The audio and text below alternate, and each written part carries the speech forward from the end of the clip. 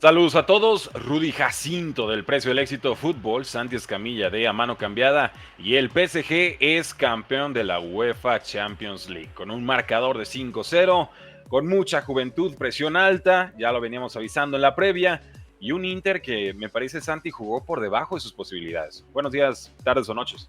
Hola Rudy, hola a ti y a todas las personas que nos acompañan. La mayor goleada en la historia de cualquier competencia europea, ¿no? Estamos hablando de una manita que nunca había sido la diferencia en una final de Champions League y la consigue Paris Saint-Germain aplastando de inicio a fin al Inter de Milán, sobre todo los primeros minutos, o sea, para la media hora ya estaba definido este partido completamente. La verdad es que una repasada y así como lo vemos en esta imagen, Dembélé claramente consigue lo que Messi y lo que Mbappé no pudieron hacer en su momento, ¿no? ¿Quién lo hubiera dicho? Sí, me complace informar que yo no hice ninguna de estas imágenes en específico, pero sí hice el collage y creo que quedó bastante bien. Creo que quedó bastante bien. Para los que nos están viendo en youtube.com, digan al Precio NFL y en A Mano Cambiada, por supuesto, en el canal de Google. Pero sí, lo del PSG dominante, Hakimi al 12, Doué al 20, al 63 otra vez Doué, al 65 otra vez una tarjetita amarilla de Doué, está revolucionado. Sale Doué, entra Barcolá, falló varias claras, nos deja bastante latente y patente el por qué no ha sido titular en esta escuadra de enero a la fecha.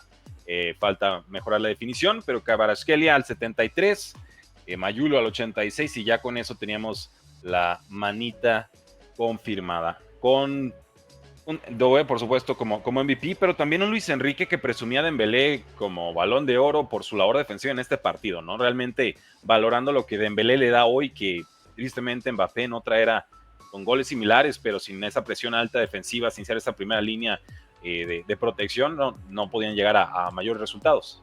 Y con Vitinha siendo el héroe anónimo, ¿no? Porque prácticamente nadie lo menciona, pero el tipo es fundamental. O sea, para mí quedó clarísimo en el primer gol y luego en el de Kvaratskhelia. Entonces, vamos por orden con el primero. Número uno, el que mete el pase, que rompe la línea para Doué, que después le mete la asistencia a Hakimi, es Vitinha precisamente, que está viendo hacia un lado completamente, toca hacia el otro y nadie en la defensa esperaba ese pase. Anotan, Hakimi incluso se queda tranquilo, diciendo, o sea, como agradeciendo, recordando su etapa en el Inter, pero fue Vitinha el que rompió la buena defensa que tenía en ese momento el Inter de Milán. Después repasa completamente el PSG por encima al equipo del Inter de Milán. Y en el 4-0 hay una jugada que a mí me parece muy interesante porque está balón parado, acaba de hacer una falta el equipo de Inter y están en la lateral derecha, literalmente en la lateral derecha, ahí arrancan. Vitinha toca, no hay espacio por ahí, entonces se muestra como opción, le regresan el balón, va con el central, recorre, ayuda a dar vuelta, le dan el balón cuando ve la posibilidad de girar, lo hace y rompe la primera línea de presión del equipo de Inter de Milán. Después Dembélé, un crack que se entendió perfectamente con Vitinha, pisa el balón, se lo regresa de taquito y Vitinha con la conducción, un pase, asiste y deja solo a Kvaratskhelia mano a mano contra el portero. Pero era una jugada que tenías literalmente con los 11 jugadores del Inter detrás de la línea del balón y que con 4 o 5 pases, 5 acciones, intervenciones de Vitinha, terminó en un mano a mano que Kvaratskhelia anota.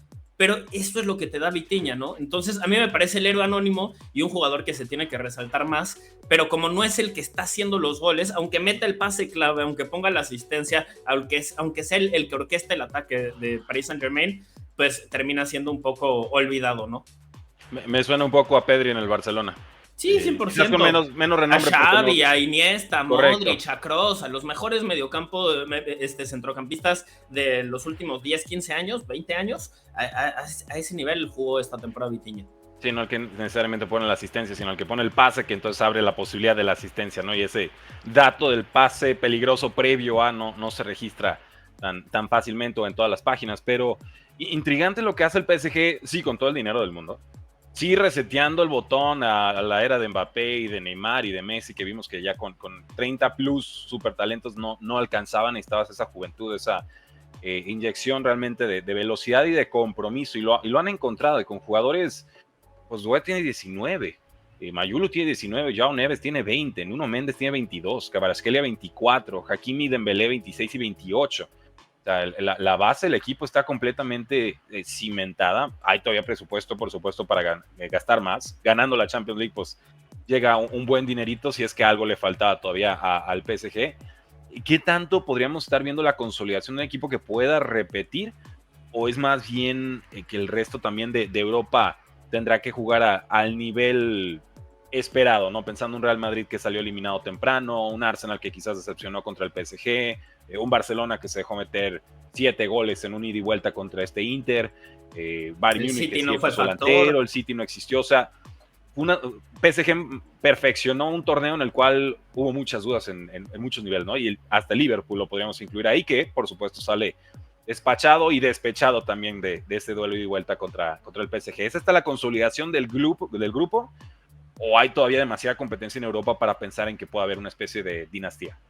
Yo creo que hay demasiada competencia en Europa. Además, o sea, ¿cuánto tiempo se tardaron en ganar una, no? Entonces, no hay que adelantarnos antes de decir que son los favoritos para ganar la siguiente. Lo que sí es que la base es joven, entonces, en la medida en la que lo puedan mantener, que no se dejen seducir algunos de estos jugadores por equipos más importantes, específicamente Vitinha. O sea, yo creo que si se roban a ese jugador, ahí puede costar mucho. Pero porque Kvaratskhelia acaba de llegar, entonces no se puede ir literalmente.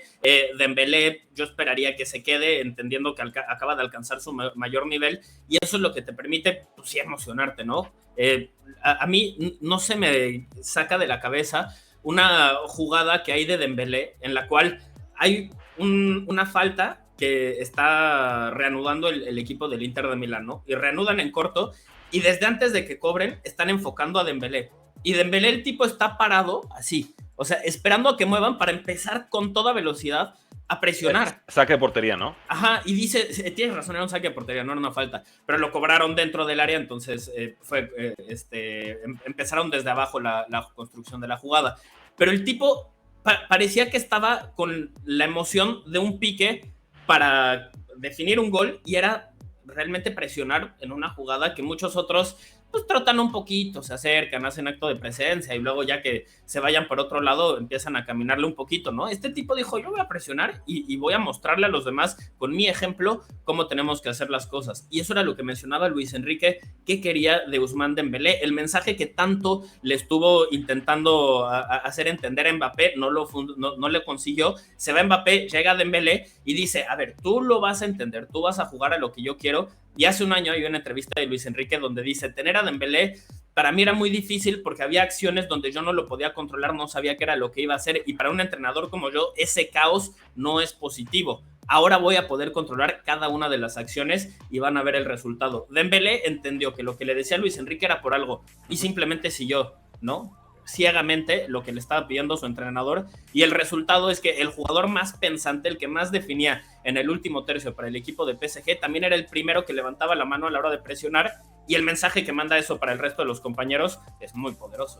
Y lo agradece el equipo, y si te mueres por ellos en defensa, te lo van a recompensar en ataque, ¿no? Te van a buscar, no va a haber esto, pues los dimes y diretes y esas miradas después de que falles el disparo, pensando en esa quizás mala vibra que hubo con el Real Madrid, Vinicius, y luego el otro bloque que era más Judy y Mbappé, ¿no? Sí, realmente no hay cómo cuestionar el trabajo de un jugador que está comprometido de esa manera y que vivió clarísimamente su mejor temporada en su carrera.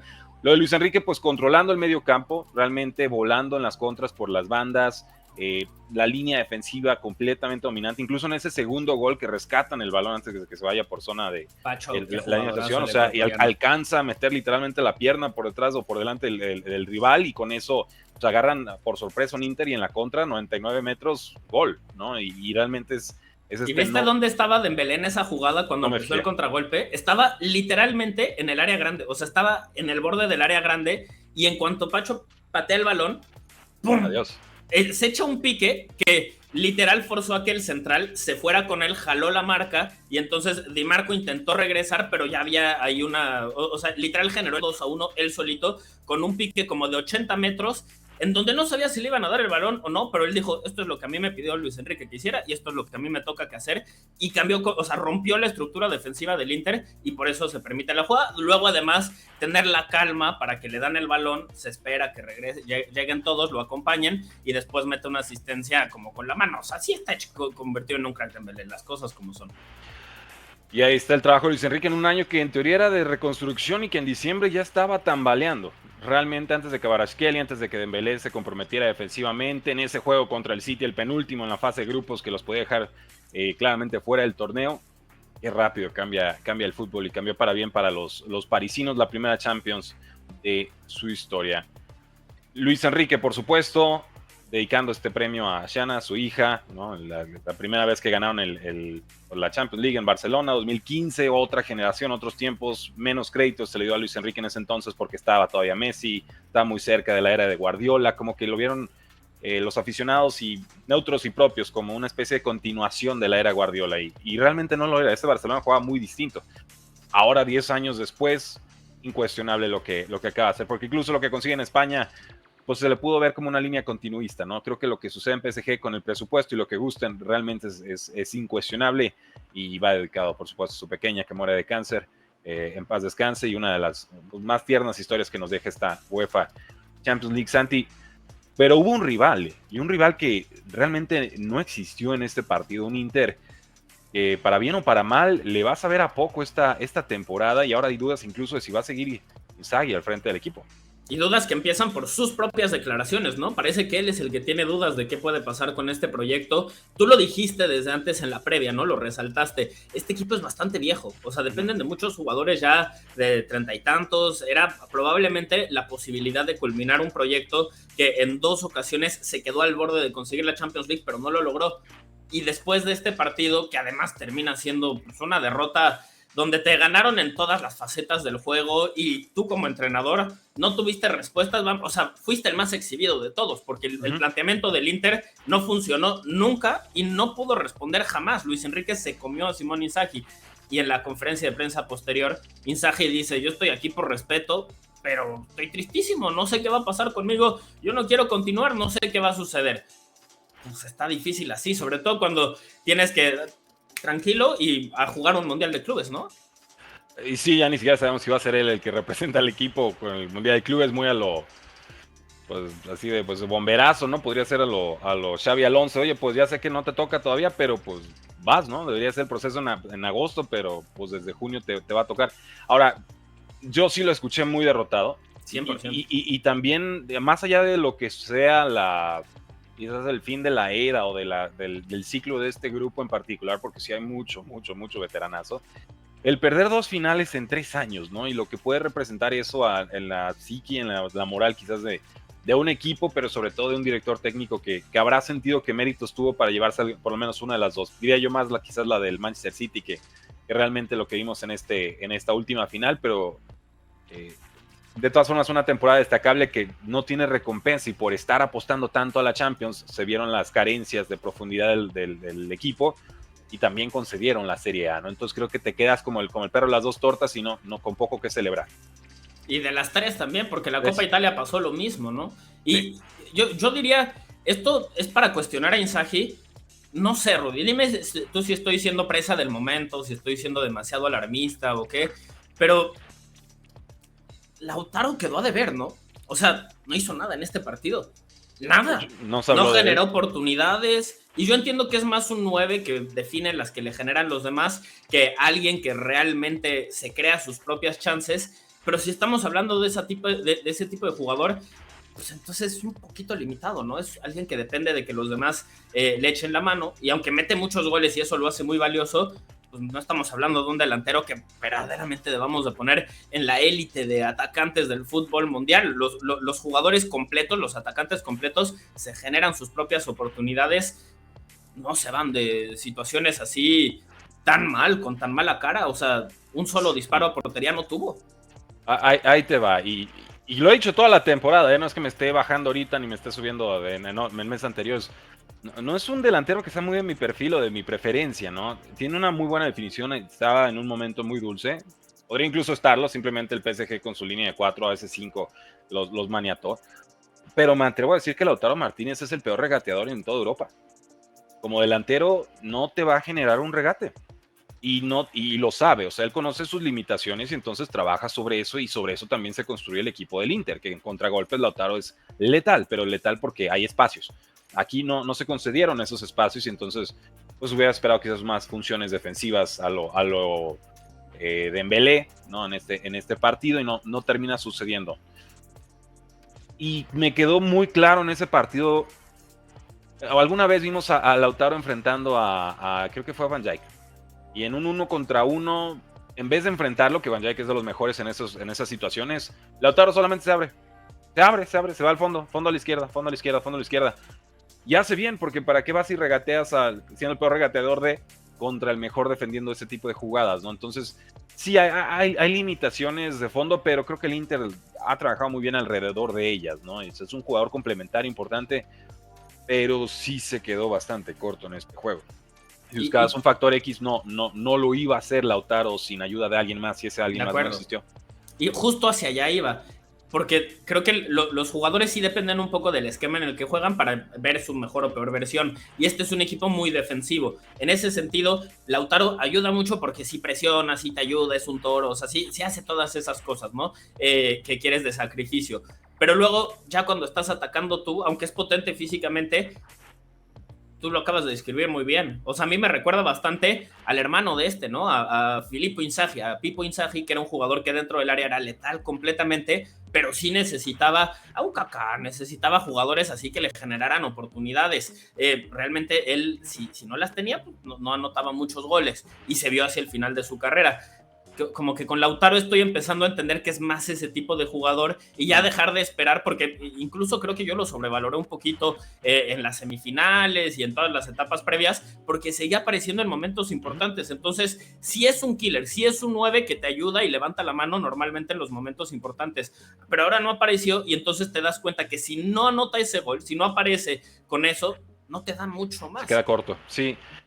Por ejemplo, Lautaro Martínez en un Arsenal, hombre, ahorita te lo firman y te lo agradecen, ¿no? Muy distinto a lo que tienen de puro mediocampista reconvertido a. Pero no esperes que él haga la jugada solo, y creo que eso quedó latente aquí. Es solo por personalizar o puntualizar. Claro, y no quiere decir que sea malo, ni lo estamos... O que fuera su culpa perder este partido, realmente fue un desastre colectivo. Y puede ser de los mejores 10 9 del mundo, o sea, de los mejores 10 centrodelanteros del mundo, para ser más claro, y de todos modos decir que no es alguien que está en la élite de los futbolistas en este momento, porque, o sea, si estamos haciendo una lista de los 10 mejores futbolistas que hay, no sé si va a entrar Lautaro, incluso si estamos hablando de los 10 ofensivos. Ya si hablamos de los 10 centrodelanteros, ok, quizás ahí sí entra Lautaro, pero bueno, hay diferencias, ¿no? Y así es como el PSG gana el cuadruplete con un 59% de posesión, con 23 disparos, 8 de ellos a portería.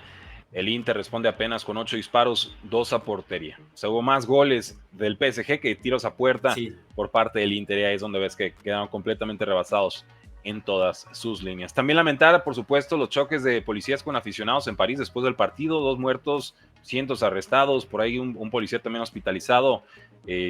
Hombre, imagínate si hubieran perdido. Y la verdad, yo no entiendo esta parte. O sea, qué bonito que gane tu equipo y hay que celebrarlo, y la primer Champions en la historia y así, pero ya de ahí entiendo que las multitudes, cuando hay multitudes, el coeficiente intelectual de las personas se vuelve colectivamente el IQ de la persona más baja, ¿no? Que está en esa multitud. Entonces no los puedes controlar y se vuelve algo caótico. Pero al mismo tiempo, pues hay que poder celebrar sin caer en eso, ¿no? Sí, hay que pensar y hay que castigar a los responsables. Y sí, el fútbol puede ser muy pasional, pero nunca puedes invocar en esto, ¿no? Y cada que suceda, habrá que atajarlo. Yo ya harto de ver. Auto se mete a celebración y se lleva a quién sabe cuántas personas, que en el juego de la Copa del Rey, y luego también en Europa. Dices, no, es el cuento de nunca acabar esto, ¿no? Realmente es una tragedia. Y ves los videos y dices, es que, o sea, es excusa para hacer vandalismo. Correcto. Ya termina siendo algo muy triste y opaca lo que había sido una gran final, ¿no? O sea, podríamos estar hablando de Desiree Doué, y es el jugador más joven en la historia en anotar y tener una asistencia al mismo tiempo en la final de la Champions League, el más joven en la historia en anotar 2 goles en la Champions League, en fin, participar en la creación de 2 goles, perdón, es un crack. Pero no, tenemos que también resaltar esas cosas, pues porque pasaron. Correcto, y las condenamos enfáticamente. Y para los que se pregunten, bueno, ¿qué sigue para el fútbol mundial? El mercado de fichajes, por supuesto, que ya está adelantado, porque vamos a tener un mundial de clubes. Y el ganador de este torneo de la FIFA, el mundial de clubes, se va a llevar hasta 125 millones de dólares. Dependiendo, Dependiendo, porque ¿Cómo está? Ahí la FIFA mintió con los datos. Hay un video. No, la FIFA mintiendo, Santi, cuéntame más. Yo sé, Rudy, yo sé. Es algo que no podemos imaginarnos, pero sí sucedió. Hay un video de la media inglesa que lo explica perfecto. De hecho, le dedicaron como 2 videos de 3 horas totales. Entonces, la verdad es que ese contenido vale mucho la pena y me las eché todas y de ahí estoy citando la información. Entonces, citando la fuente, Rudy. Ya sabes que aquí aprendimos sí, eso son bien, ¿no? Mucho respeto al trabajo de la media inglesa. Y ahí resaltan que depende un poco más bien de la confederación. O sea, los equipos de la UEFA, específicamente el Manchester City y el Real Madrid, son los que más pueden ganar y ellos sí pueden ganar ese trofeo que tú dices y que la FIFA tanto está presumiendo, ¿no? Pero son los únicos. Literalmente son los únicos en la forma en la que se compensa cada victoria y cada resultado y cómo vas avanzando según las condiciones que estipularon. Son los únicos 2 equipos que pueden aspirar a ganar eso. De ahí le vas restando un poquito. Los de la UEFA podrían ganar más de 100 millones, que es un montón de varo. De ahí luego te vas con los de la Conmebol, que están más arriba, Boca Juniors, River Plate, etcétera, etcétera, y esos también se pueden ganar un barote, pero ningún equipo de fuera de la UEFA puede ganar más dinero que uno que está adentro de la UEFA. Esa fue la forma en la cual convencieron a tantos equipos de esa confederación de estar en este torneo. Si no, hubiera sido un torneo con 2, 3 de la UEFA, de las demás confederaciones, y eso le resta un poquito de valor, ¿no? Entonces termina siendo muy mentiroso porque realmente para el resto del mundo no pueden aspirar a eso. Tendrían que aspirar a ganar la final o por lo menos llegar a la semifinal para ya tener un pago cercano a los 100 millones de euros. Pero no nada cercano a lo que se está presumiendo que se podría alcanzar. Realmente ahí sí están mintiendo mucho con los datos y también están diciendo que va a haber un mínimo para cada equipo, que tampoco es cierto. O sea, en fin, están mintiendo mucho con los datos y diciendo que se van a repartir más, se va a repartir más dinero del que realmente se va a repartir.